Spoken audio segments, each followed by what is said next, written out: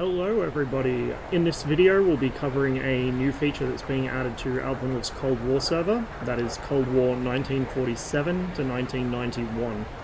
This feature is landmines. They're air deployable from the C-101 and from the L-39, which should give these two otherwise relatively neglected aircraft, at least by most of the community, a bit more of a part to play in multiplayer PvP missions. Our scenario is an L-39 preparing to mine a roadway that a convoy of 2 AAV-7s is intending to travel down. When you select an aircraft that's able to carry these weapons, a text message will appear in the top corner of the screen describing which weapon carries the cluster mine feature and how many mines will spawn per weapon.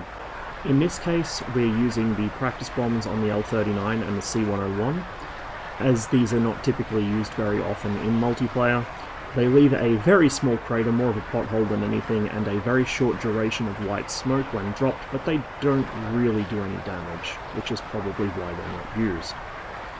I should also note that for this example I forgot to turn off my civilian AI traffic. I have that enabled client-side, however on the server it is disabled, and therefore it's no factor, and it won't trigger the script anyway.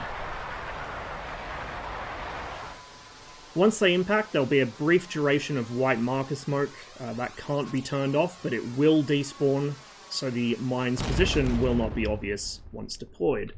We're going to go ahead and pop now to the F10 view, and we can see, scrolling in, that each bomb has deployed 2 mines close to its impact point. So you can see we have a total of 8 mines here, in a loose kind of pattern because there were 4 bombs and they landed in a fairly tight group around the road. Our targets are a little further back than I thought. These are our AAV-7s. I'm going to go ahead and time accelerate because these things are very slow.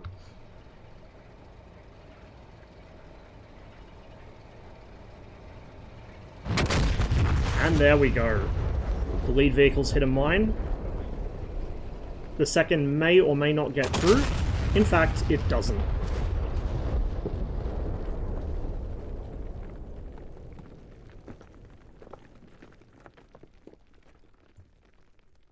And if we skip back to the F10 map, we can see that the group of mines that landed nearest the road have been detonated, all 4 of them in fact, and the 4 that landed a little long in the field are still there.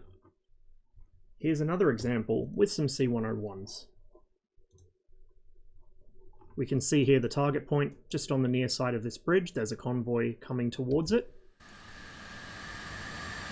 And we can see here the BDU practice bombs being used. Trailing aircraft hasn't dropped its bombs yet, so we'll focus in on the lead aircraft. So we'll just pop in here. You can see the marker smoke that I spoke about before. That lingers for a few moments after impact. You can see it's not very long. It's already clearing up. Here comes the enemy convoy. Typically you would want to drop the mines a little earlier than this so they don't get the hint from the marker smoke.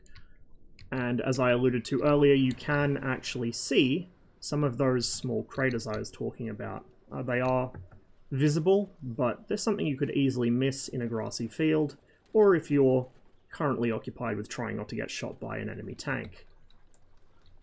So, with that said, let's go ahead and ride along with the lead BMP. The second C-101's dropped off its cluster mines. As I said, you would want to do that a little earlier to avoid the smoke being noticeable to the enemy, but in this case it's just for a demonstration purpose, so it doesn't really matter.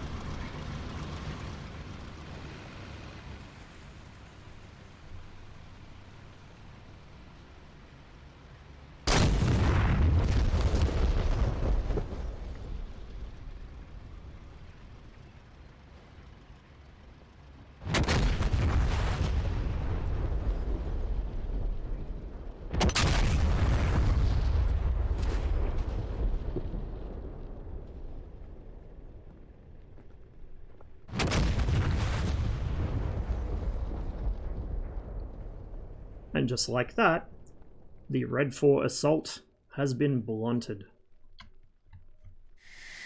I hope you guys enjoyed this brief look into the new feature being added to the Cold War server. Once again, this is for Alpen's Cold War, known in-game as Cold War 1947 to 1991. It's focused around combined arms and helicopter gameplay. Of course, the fighters play an important role too, and this should be a really interesting new feature to mix up the combined arms gameplay. Remember, it's not just limited to roads or ground vehicles.